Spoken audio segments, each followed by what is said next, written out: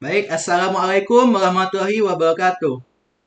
Baiklah, pada kesempatan kali ini, kami dari kelompok 6 akan mempresentasikan mengenai proyek kami, yaitu perancangan sistem manajemen pet shop untuk ujian akhir semester dari mata kuliah pemrograman berorientasi objek. Nah, di kelompok kami terdiri dari 4 anggota, yang mana pertama saya sendiri Ahmad Aibil Razan dengan NPM 24106311700003. Lalu ada Cakra Mukti Hasibuan dengan NPM 2410631170007062. Lalu ada Dede Firdaus dengan NPM 24106311700065. Dan terakhir ada Muhammad Saka Al-Farizi dengan NPM 24106311700093. Di sini kami memiliki beberapa poin pembahasan yang akan kami bahas mengenai proyek kami, yaitu pertama, latar belakang dari proyek ini. Yang kedua ada rumusan masalahnya. Yang ketiga ada tujuan. Yang keempat ada manfaatnya. Kelima ada metodologi penelitian. Keenam ada rancangan penelitian. Dan yang terakhir dan ketujuh implementasi penelitian. Dan juga kami akan mendemonstrasikan mengenai aplikasi kami. Baik, kita langsung saja masuk ke poin pembahasan yang pertama, latar belakang proyek ini. Nah, didapati bahwa industri kita itu menuju ke era digital yang mana itu harusnya dimanfaatkan dengan baik dan sudah menjadi kebutuhan pada masyarakat. Klaus mengatakan bahwa transformasi digital meningkatkan nilai bisnis dan membantu organisasi beradaptasi dengan perubahan global. Coba dilihat di diagram sebelah ini. Statistik kepemilikan hewan peliharaan. Didapati bahwa sebagian besar masyarakat itu memiliki peliharaan dan sebagian kecil saja yang tidak. Dalam konteks ini bisa dilihat yang dari data yang kami temukan bahwa pasar pet shop berkembang hingga 67%. Dengan nilai pasar diproyeksikan mencapai 2,8 miliar US dollar pada tahun ini dan terus meningkat hingga 6,8 miliar pada tahun 2035. Ini berarti 10 tahun dari sekarang. 6,8 miliar US dollar, bayangkan. Pertumbuhan yang luar biasa dan agresif ini mencerminkan peluang kita dan juga menuntut pelaku usaha pet shop untuk memberikan layanan yang lebih profesional, cepat, terstruktur. Oleh karena itu, diperlukannya sistem berbasis desktop yang dapat mengelola layanan tersebut seperti pendataan hewan, transaksi penjualan, sehingga dapat lebih efisien. Dan juga operasional menjadi lebih tertata, produktivitas juga jauh lebih meningkat. Nah, kita masuk ke poin kedua yaitu rumusan masalahnya. Di sini didapati bahwa masalah yang kami hadapi itu bagaimana mengenai perancangan sistem manajemen pet shop berbasis desktop dan juga pengujian prototipe. Bagaimana sih pengujian prototipe dari pet shop berbasis desktop itu? Akan kami jawab di tujuan di poin pembahasan ketiga. Nah, jadi kami itu menggunakan dan juga membuat perancangan aplikasi desktop menggunakan bahasa Java dan juga NetBeans. Dan juga melakukan pengujian prototipe dengan mengefisienkan sistem yang telah ada. Seperti itu, dan kita masuk ke manfaat dari penelitian. Apa sebenarnya yang didapati dari penelitian yang kami lakukan, proyek yang kami telah kerjakan. Mari kita lihat. Di sini kami sadar bahwa manfaat penelitian ini bisa berguna bagi banyak kalangan. Salah satunya sebagai pemilik shop. Nah, pada pemilik pet shop, sistem ini tentunya sebagai pangkalnya yaitu membantu mengelola operasional secara lebih efisien melalui pencatatan data hewan, transaksi, stok, dan layanan seperti grooming dan vaksinisasi. Yang mana itu berintegrasi sehingga resiko kehilangan data, kesalahan, dan lainnya dalam pencatatan dapat diminimalkan atau bahkan bisa dihilangkan secara menyeluruh. Dan juga manfaatnya itu bagi karyawannya adalah dia itu bisa mempermudah karyawan dalam input data untuk mencari informasi, pelacakan layanan, sehingga proses operasional menjadi lebih akurat dan efisien. Yang mana harusnya pada zaman digital ini hal itu sudah diterapkan, sehingga kita bisa menghindari masalah yang lebih lanjut dan juga karyawan bisa bekerja secara lebih dan jauh lebih efisien. Dan untuk peneliti selanjutnya, penelitian ini bisa menjadikan sebuah acuan untuk pengembangan sistem informasi berbasis desktop lainnya untuk bisnis kecil hingga menengah yang membutuhkan manajemen terpusat, yang mana di sini dia itu mudah digunakan dan tidak bergantung pada internet. Sehingga dengan adanya ini kami harapkan bisa lebih bermanfaat bagi berbagai dan jauh banyak kalangan. Baik, kita masuk ke poin pembahasan yang kelima, yaitu metodologi penelitian. Jadi, di sini kami menggunakan metode yang disebut dengan waterfall. Nah, apa sih waterfall itu? Jadi, kita akan bahas waterfall itu adalah sebuah model dari SDLC yang dimana metode ini menggunakan pendekatan pengembangan perangkat lunak yang dilakukan secara berurutan atau linear. Dalam bahasa Indonesia, waterfall itu berarti air terjun, yang mana bisa kita ketahui bahwa setelah proses di awal, dia akan turun sampai di akhir dia menjadi kubangan seperti itu.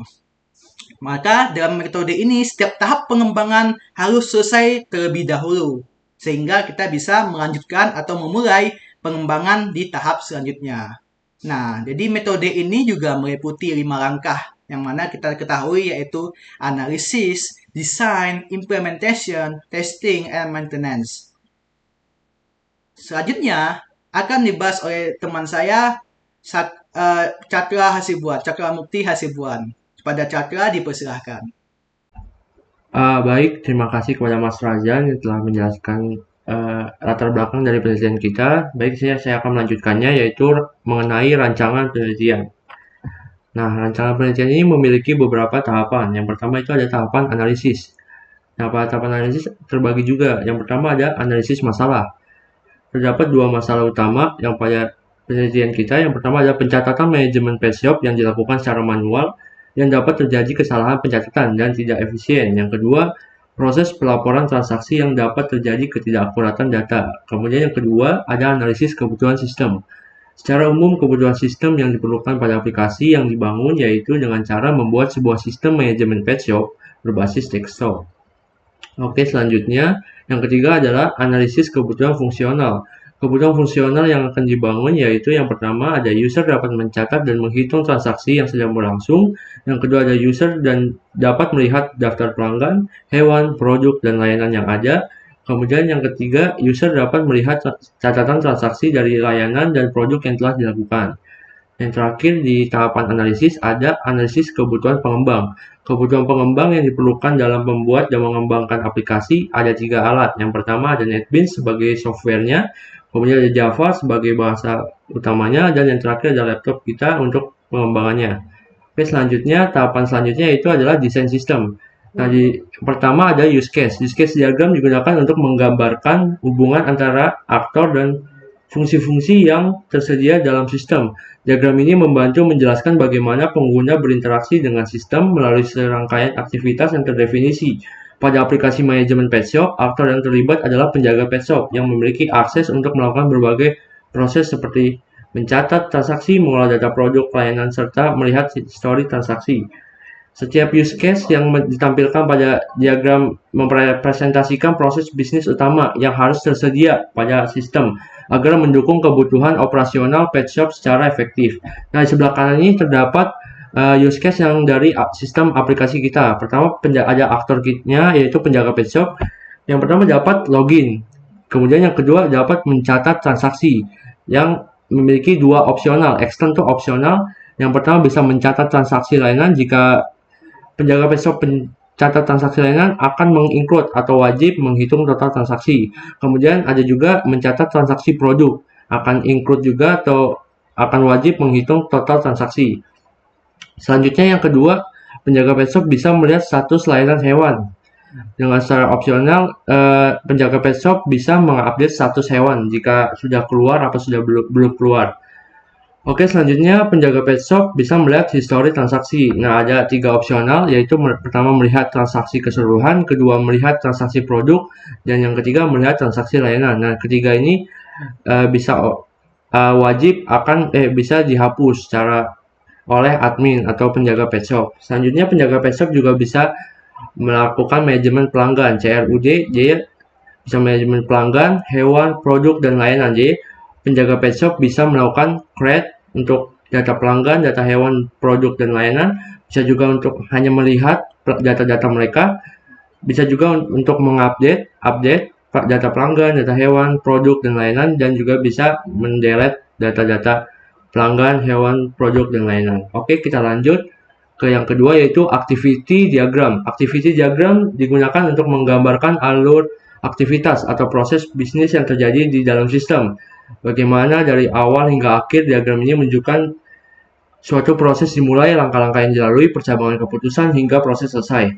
Pada manajemen pet shop, activity diagram berfungsi untuk menjelaskan bagaimana pengguna yang dalam hal ini adalah penjaga pet shop melakukan serangkaian tindakan seperti login, mencatat transaksi, menyabak data, produk, layanan, serta melihat data yang sudah tersimpan. Oke, yang pertama sih ada kita pecah activity diagram kita jadi beberapa halaman. Yang pertama ada halaman login.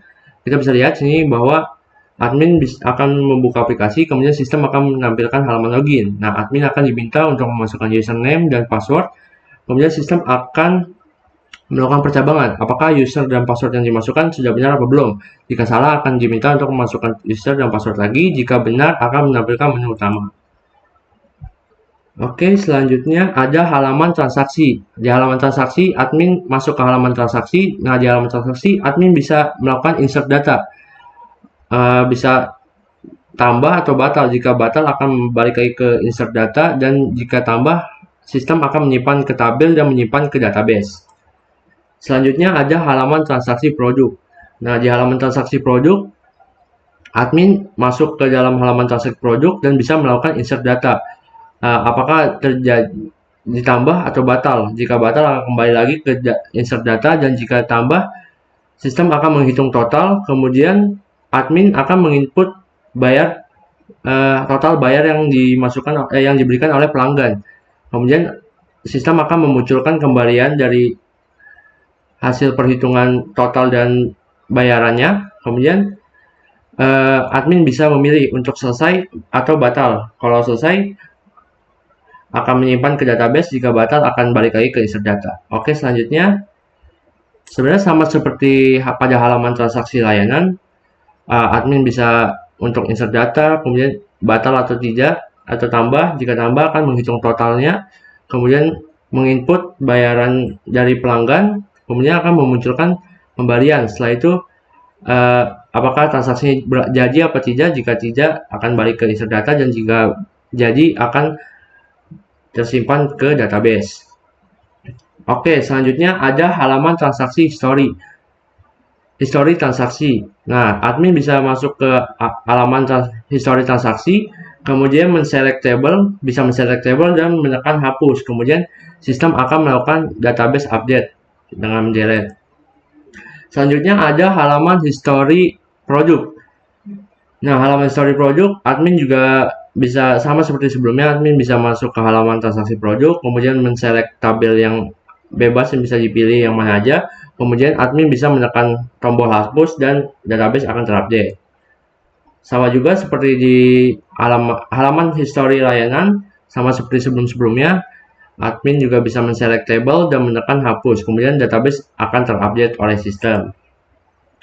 Nah, selanjutnya masuk ke dalam halaman admin. Nah, halaman admin yang pertama ada admin pelanggan.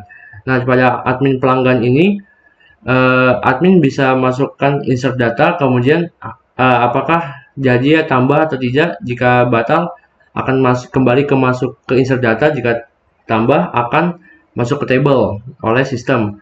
Kemudian akan ditanya, akan ada percabangan apakah dibatalkan atau selesai. Jika dibatalkan, akan kembali lagi ke insert data, dan jika selesai akan tersimpan oleh database. Ya, data pelanggannya akan tersimpan oleh database. Nah, selanjutnya ada halaman admin hewan. Sama seperti halaman admin pelanggan, di sini admin bisa memasukkan atau menginsert data, kemudian ada pilihan tambah atau batal. Jika batal akan diminta untuk menginsert data lagi, dan jika tambah sistem akan memasukkan ke tabel. Jadi ada pilihan batalkan atau selesaikan. Jika batalkan berarti data tidak berhasil dimasukkan dan dibalik ke insert data, tapi jika selesai berarti data akan disimpan oleh ke database. Nah, selanjutnya ada halaman admin produk. Nah, pada halaman admin produk juga sama aja seperti sebelumnya, yaitu admin bisa menginsert data untuk produknya, apakah batal atau ditambah. Jika ditambah akan masuk ke tabel. Kemudian admin bisa memilih ketika masuk tabel jadi atau tidak. Jika dibatalkan akan meminta untuk masuk ke insert data lagi, dan jika selesai akan tersimpan ke database. Nah, sama seperti produk juga, di sini juga admin bisa memasukkan insert data untuk layanan. Nah, di sini bisa tambah atau batal sama seperti sebelumnya, akan masuk ke tabel, kemudian jika selesai akan tersimpan ke database. Oke, kita lanjut, yaitu tahapan selanjutnya yaitu ada kelas diagram. Kelas diagram digunakan sebagai alat untuk menggambarkan struktur kelas yang membentuk suatu sistem perangkat lunak. Pada proyek pengembangan aplikasi manajemen PetShop, kelas diagram berfungsi untuk memetakan komponen-komponen utama yang mengatur alur data serta proses bisnis dalam sistem. Nah, kita bisa lihat di bawah ini ada kelas diagram untuk sistem yang kita bangun. Pertama ada hewan, ada kelas hewan, layanan, pelanggan, produk, transaksi layanan. Nah, kita masuk ke hewan dulu. Hewan memiliki 5 variabel, kemudian beberapa metode yang memiliki relasi terhadap pelanggan. Pelanggan juga memiliki 4 variabel dan beberapa metode dengan relasi many to one. Jadi satu pelanggan bisa memiliki banyak hewan. Kemudian hewan juga memiliki relasi terhadap transaksi layanan, yaitu hewan bisa melakukan transaksi layanan atau transaksi beberapa kali. Jadi nggak cuma bisa melakukan satu layanan doang. Kemudian kita lihat bahwa pelanggan juga memiliki relasi terhadap transaksi. Nah, transaksi ini memiliki 4 variabel dan beberapa metode nih yang kita bisa lihat. Dengan relasi yaitu one to many juga. Jadinya satu pelanggan bisa melakukan beberapa transaksi secara sekaligus. Kemudian kita bisa lihat di sebelah kiri terdapat kelas layanan yang memiliki 4 variabel dan beberapa metode yang memiliki relasi terhadap transaksi layanan dengan relasi one to many. Ya, setiap layanan atau layanan yang dimiliki PetShop bisa dilakukan beberapa kali oleh atau dipanggil layanannya berkali-kali di transaksi layanan. Bisa dipakai berkali-kali transaksi layanannya. Nah, transaksi layanan juga memiliki 7 variabel dan beberapa metode. Nah, di sini bisa lihat di sini juga ada produk memiliki 5 variabel dan beberapa metode yang memiliki variabel terhadap transaksi produk dengan relasi one to many. Jadi satu produk bisa dilakukan transaksi berkali-kali. Nah, di sini juga kita bisa lihat transaksi produk dan transaksi lainnya memiliki relasi terhadap kelas transaksi. Ya, kelas transaksi memiliki relasi terhadap transaksi produk dengan transaksi layanan yaitu one to many. Jadi setiap satu kali transaksi bisa berisikan transaksi produk lebih dari satu dan transaksi layanan yang lebih dari satu. Oke, kita lanjut ke tahapan selanjutnya yaitu desain database. Yang pertama ada ERD atau Entity Relationship Diagram. Digunakan untuk menggambarkan struktur basis data yang akan digunakan dalam sistem. Diagram ini memperlihatkan entitas, atribut, serta hubungan antar entitas, sehingga mempermudah proses perancangan data dan memastikan bahwa struktur database sesuai dengan kebutuhan sistem yang didefinisikan sebelumnya. Ini bersama seperti sebelumnya, seperti setiap entitas, seperti entitas pelanggan, entitas hewan, entitas transaksi layanan, entitas transaksi produk, dan entitas produk, entitas transaksi memiliki relasi terhadap entitas lainnya seperti pelanggan memiliki relasi terhadap transaksi dan pelanggan juga memiliki relasi terhadap hewan. Seperti itu. Ini sama seperti yang saya jelaskan sebelumnya. Ini memiliki relasi yang sama dengan atribut yang sama. Oke, selanjutnya ada yang kedua yaitu Relational Database Management System atau RDBMS adalah jenis DBMS yang menyimpan data dalam bentuk tabel yang saling terhubung melalui relasi pada RDBMS. Setiap tabel memiliki kunci utama atau primary key dan dapat terhubung dengan tabel lainnya melalui kunci asing foreign key. Pendekatan berbasis relasi ini membuat data lebih terstruktur dan mudah terorganisasi serta mendukung proses query menggunakan bahasa SQL. Nah, sebelum implementasi terhadap database-nya, kita bisa membuat gambaran untuk tabel-tabelnya terlebih dahulu. Dari IRD yang sudah kita buat, kita bisa membuat tabel-tabel dengan perkiraan tipe datanya, apa aja yang bisa dipakai sebelum kita implementasikan ke database ya, supaya datanya lebih terstruktur. Kemudian selanjutnya tahapan terakhir yaitu tahapan desain interface.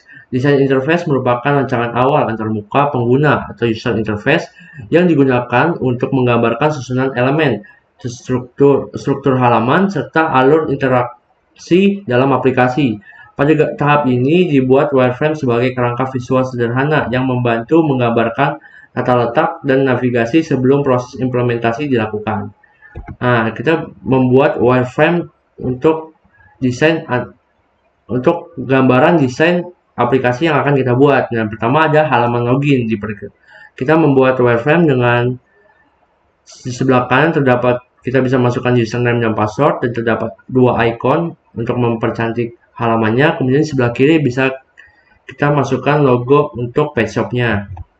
Kemudian ada halaman utama. Nah, pada halaman utama juga kita membuat simple. Di sebelah kiri terdapat sidebar dengan yang di atas ini adalah logo dari page shop-nya, kemudian nama page shop-nya. Kemudian terdapat beberapa fitur yang pada sistem kita. Yang pertama bisa transaksi, bisa membuat transaksi, kemudian bisa membuat transaksi produk, kemudian bisa membuat transaksi layanan, kemudian kita juga bisa melihat informasi dari hasil transaksi layanan. Jadi kita di informasi ini kita bisa melihat transaksi layanan mana yang belum keluar dari tempat page shop kita. Jadi kita bisa mengupdate di informasi.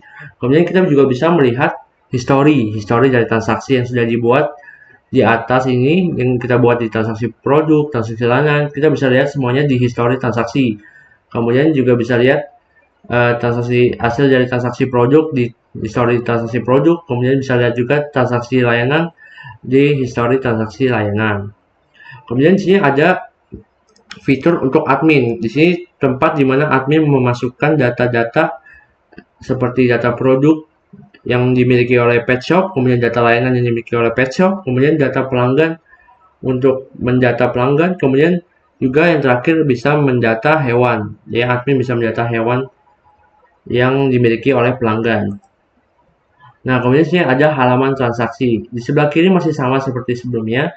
Nah, di sebelah kanan kita bisa lihat di halaman transaksi kita membuat simple, kita bisa menginput seperti ID transaksi, ID produk, ID pelanggan di sini. Kemudian bisa kita selesaikan dan masuk ke tabel di bawah ini.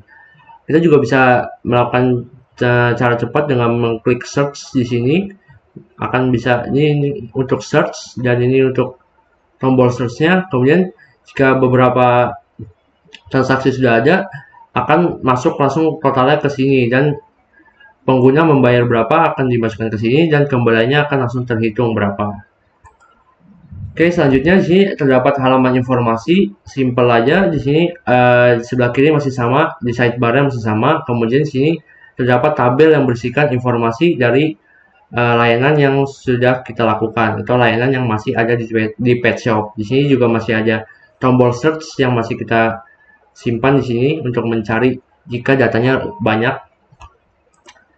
Kemudian selanjutnya ada halaman history. Halaman history juga sama seperti pada halaman informasi. Jadi kita juga bisa melihat tabel-tabel hasil dari transaksi yang sudah kita lakukan. Kemudian jika datanya banyak, kita bisa melakukan search agar pencarian data lebih mudah. Nah, yang terakhir ini ada, sorry. Yang terakhir ada halaman admin. Nah, pada halaman admin kita buat juga di sebelah sidebar juga masih sama. Kemudian sih kita bisa menginput seperti contohnya misalkan untuk produk si ID produk, kemudian nama produk, jumlah harga produk, kemudian stok produk. Kemudian kita bisa menambahkan akan masuk ke tabel ini. Kita juga bisa langsung jika kita klik bisa langsung mengedit di atas ini. Kemudian untuk jika datanya banyak, data produknya banyak, kita juga menyiapkan untuk tombol search di sini. Mungkin akan dilanjutkan oleh teman saya yaitu Saka. Oke, terima kasih sebelumnya kepada teman saya yang sudah menjelaskan. Saya akan melanjutkan bab yang ketujuh, yaitu implementasi penelitian. Yang pertama, ada penerapan tipe data. Tipe data berfungsi sebagai fondasi dalam pengelolaan data karena setiap variabel, atribut, maupun nilai yang digunakan sistem harus memiliki jenis data yang jelas agar dapat diproses dengan benar. Dengan pemilihan tipe data yang tepat, program dapat meminimalisasi kesalahan, meningkatkan efisiensi memori, serta memastikan bahwa data yang dikelola sesuai dengan kebutuhan fungsional aplikasi. Nah, di sini kita memakai tipe data string, tipe data timestamp, tipe data big decimal, tipe data integer. Oke, yang kedua, penerapan class, objek, dan method. Class dan objek diterapkan untuk mempresentasikan komponen-komponen penting dalam aplikasi, sehingga setiap data dan proses dapat dikelola secara lebih terstruktur. Selain itu, metode digunakan untuk mendefinisikan perilaku atau tindakan yang dapat dilakukan oleh objek, sehingga setiap fungsi dalam program memiliki tempat yang jelas dan mudah dipahami. Untuk contoh kasusnya, kita menggunakan public class hewan, objek hewan, dan juga method get dan juga set. Oke, untuk yang ketiga, penerapan konstruktor. Konstruktor berperan penting dalam memastikan setiap objek berada dalam kondisi yang valid sejak awal. Dengan menetapkan data atau konfigurasi dasar yang dibutuhkan sebelum objek tersebut digunakan, melalui penerapan konstruktor, proses inisiasi menjadi lebih terstruktur, konsisten, dan otomatis, sehingga mengurangi potensi kesalahan serta mempermudah pengelolaan data dalam program. Contohnya kita ada konstruk untuk ID pelanggan, nama pelanggan, alamat, dan juga nomor telepon. Yang keempat, ada penerapan package, encapsulation, dan inheritance. Package digunakan untuk mengelompokkan kelas berdasarkan fungsinya sehingga terstruktur program menjadi lebih terorganisir dan mudah dikelola. Sementara itu, encapsulation diterapkan untuk melindungi data di dalam kelas dengan membatasi akses langsung ke atribut dan menyediakan metode pengakses yang aman. Selain itu, inheritance digunakan untuk mewariskan atribut dan metode dari satu kelas ke kelas lainnya, sehingga kode dapat digunakan kembali dan struktur program menjadi lebih efisien. Untuk penerapan package-nya, kita ada ini package model dan juga package pet shop. Dan untuk penerapan encapsulation-nya, kita menggunakan private. Dan juga untuk inheritance-nya kita menggunakan form login. Ya. Oke, next. Poin kelima ada penerapan polymorphism. Polymorphs digunakan untuk memberikan fleksibilitas pada program, sehingga kelas turunan dapat mengimplementasikan versi metode sendiri tanpa mengubah struktur data kelas induk. Oke, di sini kita menggunakan polymorphism overload public void focus gain dan juga public void focus loss yang digunakan untuk password. Oke, poin ke-6 ada penerapan looping. Dengan penerapan looping, sistem dapat menangani proses berulang seperti proses transaksi, pengecekan data, atau iterasi objek, sehingga alur program lebih efektif dan struktur. Di penerapan loopingnya ini kita ada while untuk hewan, objek hewan, dan juga untuk objek pelanggan. Nah, yang ketujuh, penerapan GUI. Dengan penerapan GUI, sistem komponen sistem seperti input data, navigasi menu, dan tampilan informasi dapat diakses secara langsung oleh pengguna dengan cara yang mudah dan interaktif. Di sini kita ada tampilan awal dari aplikasi yang sudah kami buat. Ada username dan juga password untuk login. Yang kedelapan, penerapan array list. Dengan penerapan array list, sistem dapat menyimpan daftar objek, transaksi, atau informasi lain secara efisien, serta memudahkan proses penambahan, penghapusan, dan pencarian data. Untuk contohnya kita ada digunakan dalam daftar produk, dalam daftar pelanggan, dan juga daftar layanan. Oke, untuk berikutnya demonstrasi aplikasi akan dijelaskan oleh teman saya. Oke, terima kasih untuk Saka atas penjelasan yang sangat detail.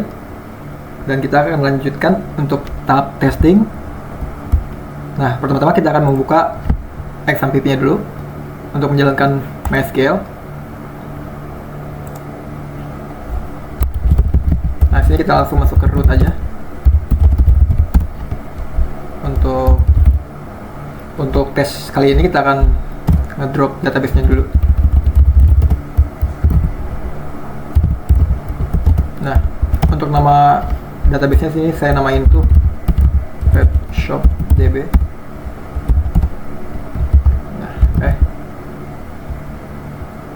Nah, untuk menghemat waktu kita akan langsung copy aja. Ini untuk Nah, di sini database-nya yang telah dibuat pada saat pelajaran basis data. Kita langsung copy saja. Nah, otomatis kita membuat sebuah database baru untuk si PetShop ini. Langsung kita lanjut ke kodenya.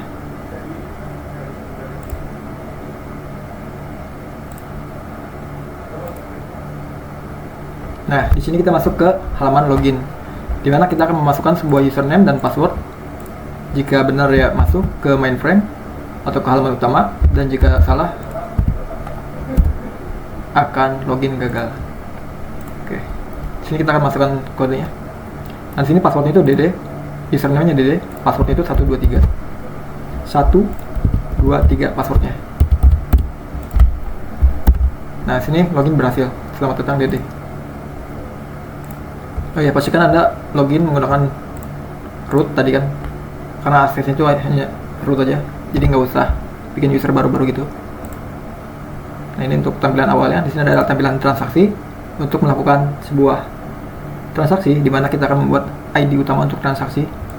Ini untuk transaksi produk, dan di sini untuk transaksi layanan, yaitu seorang untuk menyewa jasa kita lah. Nah, ini untuk informasi di mana si penjaga itu melihat apakah ada hewan peliharaan yang ada di pet shop kita, pet shop saya gitu. Nah, sini untuk melihat histori transaksi, karena belum dimasukkan maka kosong gitu. Nah, ini untuk produk seperti yang saya sebutkan sebelumnya, karena transaksinya belum ada berarti historinya belum ada gitu. Ini untuk layanan, ini untuk menambahkan pelanggan, ini untuk menambahkan hewan, menambahkan produk, dan menambahkan layanan. Nah, untuk kasus pertama kita akan contohkan untuk menambahkan pelanggan terlebih dahulu. Di sini, nah pelanggannya misalkan saya sendiri, jadi untuk alamat domisilinya, misalkan Karawang, ini nomor teleponnya, tambah. Nah, di sini sukses ya, data berhasil ditambahkan, data pelanggan. Nah, misal kita mau edit, kita tinggal langsung pencet aja. Di sini ada tombol update, dia berubah. Misalkan nama Dedi Firdaus, sini kurang nomornya 66, langsung update. Nah, maka kan data berhasil di-update. Oh ya, kalian juga bisa langsung menghapus di sini atau memencet batal untuk membatalkan sebuah query. Di sini juga ada tombol search untuk mencari pelanggan. Misalkan Dede, di sini ditemukan. Misalkan kalau Cakra, nah Cakra ini nggak ada. Nah, untuk Cakra kita contohkan misalkan. Oh ya, di sini juga ID-nya generate otomatis dari database terakhir. Karena database terakhir itu P001, maka selanjutnya akan P002. Sini kita buat saja Cakra. Untuk alamatnya Bekasi misalkan. Ini kita contohkan saja sebagai contoh, dan tambah. Nah, berhasil tambah. Nah, tadi kan kita mau untuk mengecek pakai search, misalkan kita cari Cakra. Nah, ketemu ya sekarang. Misalnya untuk Dede, maka ketemu juga. Nggak cuma dari nama pelanggan, bisa dari alamat juga, Bekasi, atau nomor telepon. Nah, atau dari ID juga bisa. Nah, misalnya sini kita mau menghapus pelanggan, bisa langsung. Nah, ini ada peringatan hapus pelanggan ini. Nah, jika kita hapus, maka data transaksi yang terkait juga kan terpengaruh. Karena di sini kita belum melakukan transaksi, jadi kita bisa dengan leluasa untuk menghapus ini. Nah, Cakra untuk pelanggan Cakra itu terhapus jadinya datanya. Mungkin kita lanjutkan untuk ke hewan. Nah, sini ID pelanggan. Nah, karena pelanggan kita tadi ada Dede, misalkan Dede. Nah, sini kita langsung muncul sebuah pop-up atau suggestion bar. Kita langsung masukkan saja Dede, tinggal dipencet klik kiri saja. Nah, masuk dia langsung. Nah, untuk nama hewan untuk pemilik Dede gitu kan. Misalkan si Dede itu mempunyai hewan namanya Blacky. Nah, jenis hewannya itu apa? Kucing misalkan. Untuk umurnya berapa kak? 3 tahun. Jadi kita tambahkan. Oke, hewan berhasil ditambahkan. Di sini kita mempunyai data untuk nama hewan Blacky, jenisnya kucing, umurnya 3 tahun, yang dimiliki oleh si Dede. Jadi bisa update 34 tahun misalkan. Ada kesalahan data misalkan 4 tahun, bisa diupdate juga. Semuanya berfungsi seperti tadi di pelanggan, antara search bar juga berfungsi, untuk action juga berfungsi. Nah, oke, lanjutnya yang produk langsung. Nah, sini nama produk, kita bikin sebuah produk. Misalkan ada stok datang. Stok datangnya apa nih kak? Misalkan Whiskas. Jenis produknya apa? Makanan kucing gitu. Harganya berapa? 25.000 misalkan. Stoknya misalkan yang datang itu 100. Kita tambahkan aja nih. Nah, otomatis kita mempunyai stok dengan nama produk Whiskas, jenisnya itu makanan kucing dengan harga 25.000 dan stoknya ada 100. Oh, misalkan ada kesalahan stok, oke lah, ternyata datang lagi 150, kita tambah aja update. Nah, di sini datanya berubah menjadi 150. Jika mau hapus juga bisa langsung. Dan untuk mencari juga kalian bisa seperti tadi, misalkan Whiskas. Nah, bisa di sini ketemu. Sini kalau kita beda aja, nah nggak ada. Ini datanya juga berlaku untuk seperti yang tadi di pelanggan, misalkan ada 2. Oke, itu untuk produk. Selanjutnya kita untuk layanan. Nah, di sini kalau kalian notice itu langsung otomatis ke generate tadi kan, seperti semuanya. Ini yang pelanggan, hewan, produk, dan layanan. Di transaksi juga sama. Nanti kita akan contohkan. Sini kita akan membuat sebuah layanan terlebih dahulu. Untuk jenis layanannya, misalkan grooming. Grooming untuk perawatan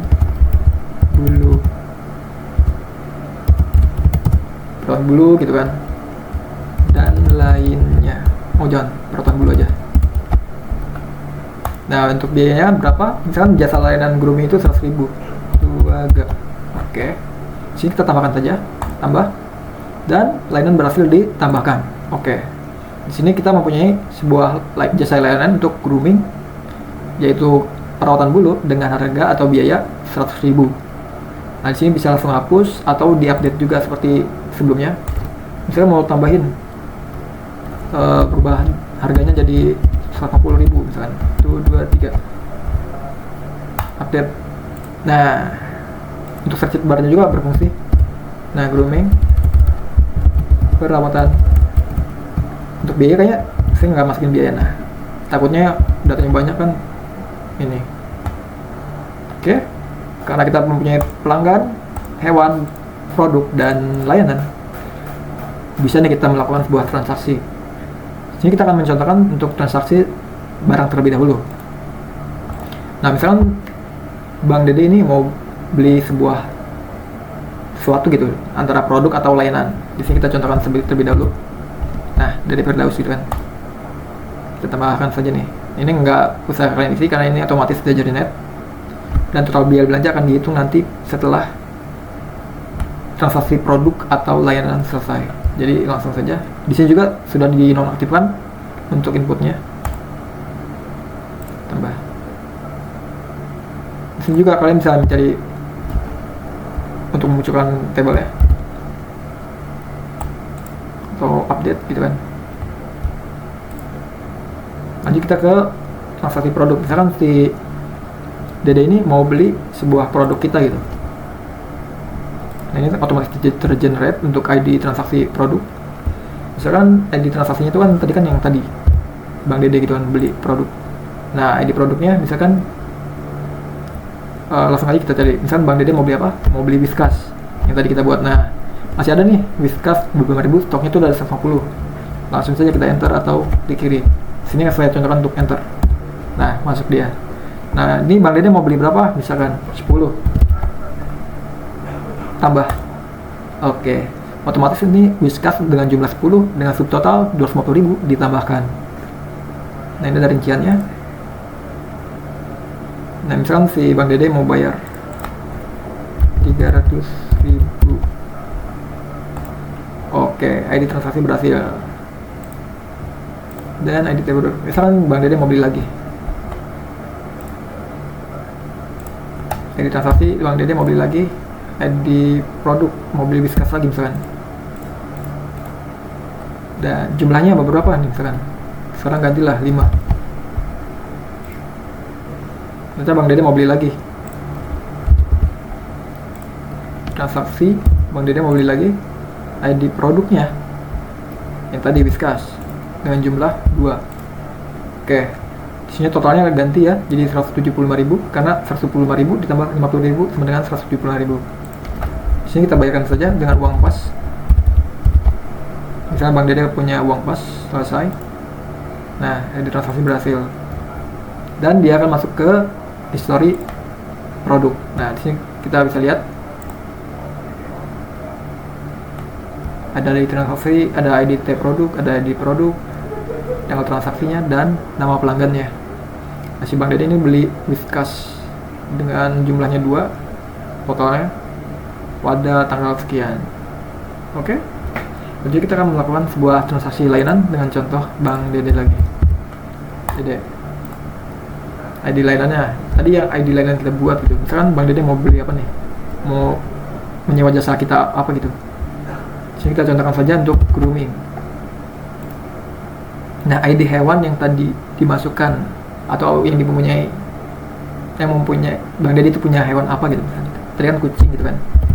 Nah, sini masuk kucing atau kita bisa cari juga nama atau ID-nya.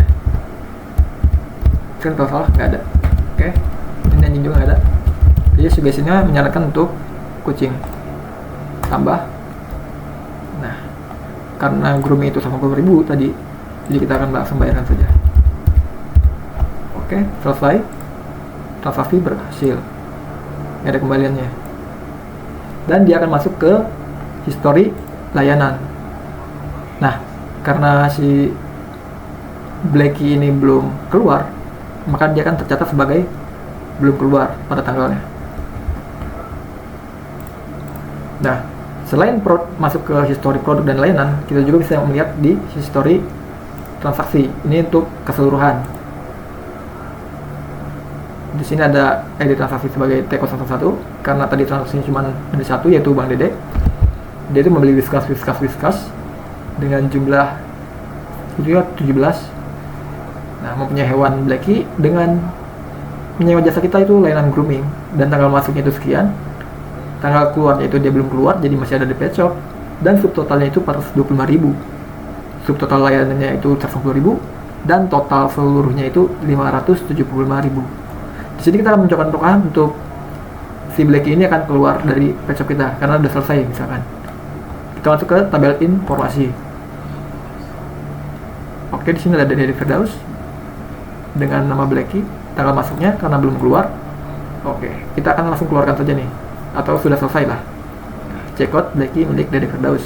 Hewan akan dicatat keluar pada sekian. Gitu. Oke.